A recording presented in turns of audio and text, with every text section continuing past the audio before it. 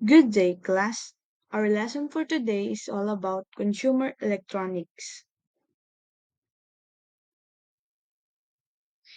Basic hand tools. The first one, magnifying glass. It is a convex lens which is used to produce a magnified image of an object. The lens is usually mounted on a frame with a handle. Roger Bacon is the original inventor of the magnifying glass. The second one is long nose. It is used for bending, holding, and stretching the lead of electronic component or connecting wires. Slotted screwdriver.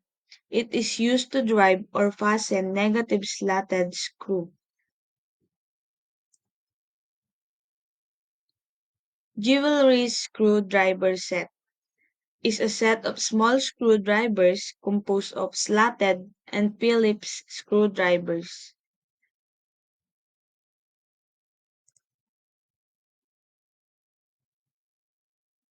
Soldering tool stand is a place where the soldering iron is placed during usage.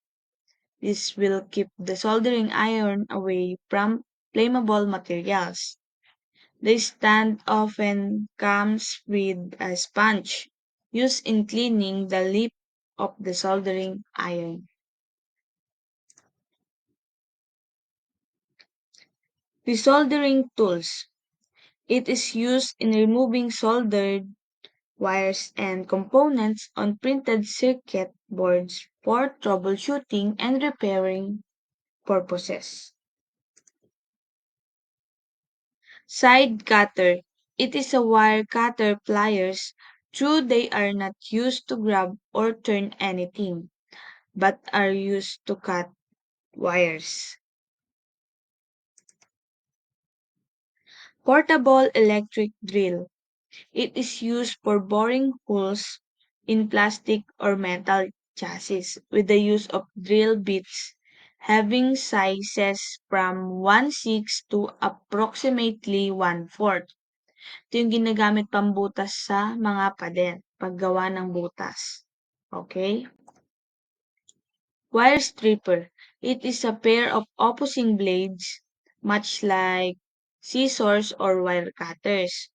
The addition of a center notch makes it easier to cut the insulation without cutting the wire.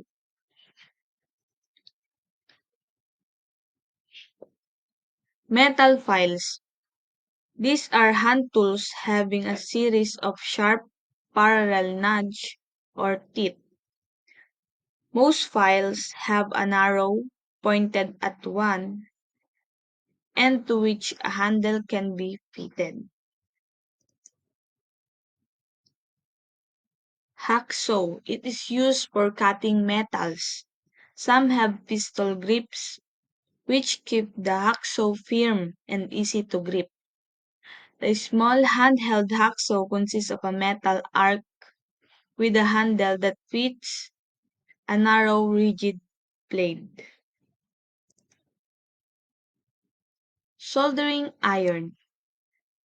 It is a device for applying heat to melt solder in attaching two metal parts. A soldering iron is composed of a heated metal tip and an isolated handle.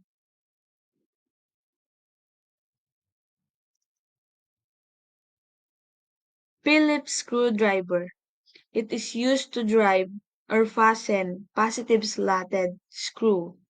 It is a screwdriver that could take greater torque and could provide lighter fastening.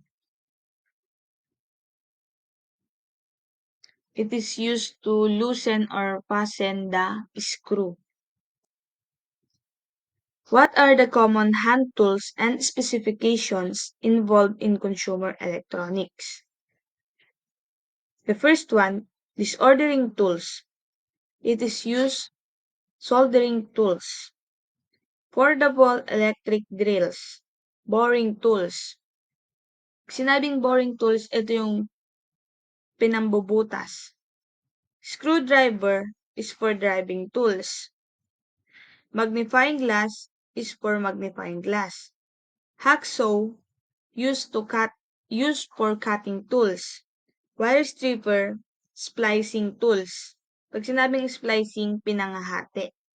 Jewelry screwdriver set, driving tools. Soldering tool stand, soldering tools.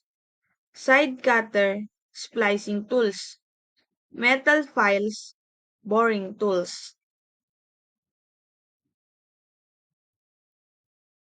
These are the hand tools and specification of consumer electronics.